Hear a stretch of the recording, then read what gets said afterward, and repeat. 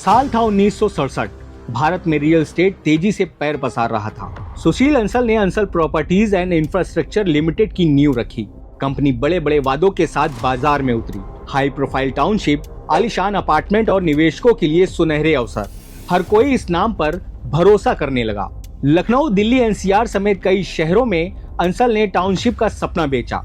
विज्ञापन में कहा गया, आज पैसा लगाइए, कल मिलेगा शानदार घर। लोग उनकी बातों में आ गए। आखिरकार अंसल नामी कंपनी थी। बड़े बड़े प्रोजेक्ट्स उनकी झोली में थे। साल बीतते गए, टाउनशिप बनती गई, लेकिन धीरे धीरे कुछ अजीब घटनाएं सामने आने लगी।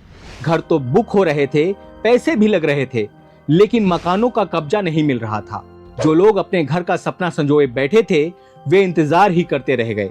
फिर लखनऊ विकास प्राधिकरण ने जब जांच शुरू की, तो जो सामने आया उसने सबको चौंका दिया। अंसल एपीआई ने 411 एकड़ सरकारी जमीन को अवैध रूप से बेच दिया था। इतना ही नहीं, जिन प्लाट्स को निवेशकों को बेचा गया था, वे असल में ग्राम समाज, तालाब, नहर और बंजर भूमि थे, यानी ऐसी जमीनें जिन पर कोई निर्माण नहीं हो सकता था। उत्तर प्रदेश में सरकारें आईं और गईं, लेकिन अंसल का खेल चलता रहा। सैकड़ों एफआईआर दर्ज हुई, सीबीआई और ईडी ने जांच शुरू की, लेकिन नतीजा कुछ नहीं बदला। अंसल पर लगातार आरोप लगते रहे कि वे सरकारी अधिकारियों को खरीदकर काम करवा रहे थे।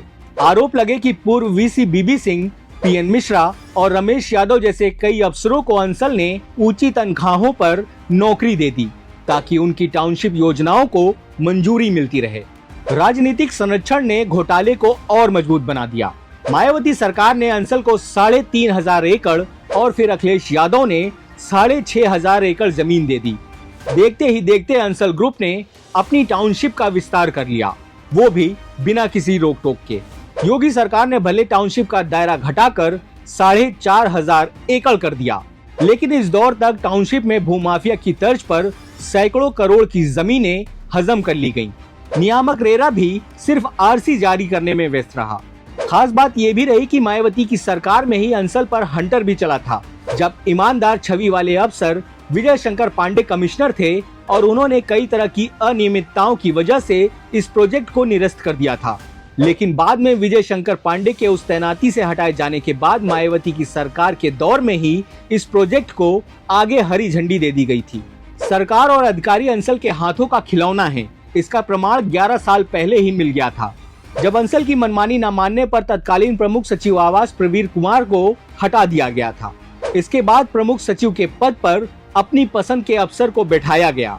वहीं तत्कालीन मंडलायुक्त संजीव दुबे ने एलडीए की बोर्ड बैठक से हाथ खींचे तो उन्हें भी हटा दिया गया। इसके बाद मंडलायुक्त के पद पर देवेश चतुर्वेदी की तैनाती हुई, लेकिन इस ईमानदार अफसर ने ज्वाइन करने से ही इनकार कर दिया। इसके बाद आए कुमार कमलेश ने भी कई बार बोर्ड बैठक टाली, लेकिन हटा दिए गए। इसके बाद संजीव सरन को मंडलायुक्त बनाकर खेल किया गया। उत्तर प्रदेश विधानसभा में जब यह मामला उठा तो मुख्यमंत्री योगी आदित्यनाथ ने सख्त कार्रवाई के निर्देश दिए। उन्होंने साफ कहा कि जो लोग गरीबों का पैसा लूटकर भागने की सोच रहे हैं, हम उन्हें पाताल से भी निकाल कर लाएंगे। जैसे जैसे घोटाले की खबरें मीडिया में आने लगी, अंसल एपीआई ने एक नया दांव चला। उन्होंने एक विज्ञापन जारी किया, जिसमें लिखा था, अंसल प्रॉपर्टीज का भरोसा, कानूनी प्रक्रिया में जीत हमारी होगी, नकारात्मक खबरों पर ध्यान ना दें। लेकिन अब इनकी बातों में कोई नहीं आ रहा था। सच्चाई सामने आ चुकी थी। लोग सड़कों पर उतर आए, अदालतों में केस दायर किए गए और सरकार से न्याय की गुहार लगाई गई। फिलहाल सीबीआई और ईडी की जांच जारी है। सैकड़ों निवेशक अब भी अपने पैसे और घर की आस में लड़ रहे हैं। अंसल एपीआई का यह घोटाला उत्तर प्रदेश के सबसे बड़े रियल एस्टेट घोटालों में गिना जा रहा है। लेकिन सवाल यह है कि क्या निवेशकों को न्याय मिलेगा? क्या अंसल ग्रुप पर कड़ी कार्रवाई होगी? क्या भ्रष्ट अफसरों की जवाबदेही तय होगी?